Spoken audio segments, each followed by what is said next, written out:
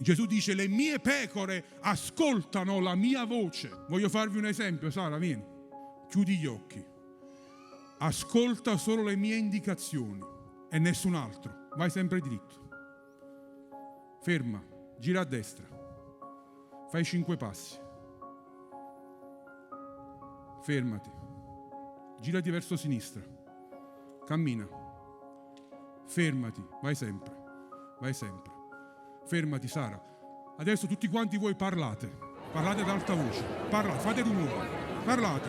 Sara, ascolta solo la mia voce, gli altri parlate. Vai sempre diritto, Sara, vai sempre diritto, fermati. Questo significa imparare a ascoltare la voce di Dio, saperla distinguere tra tante altre voci, perché vengono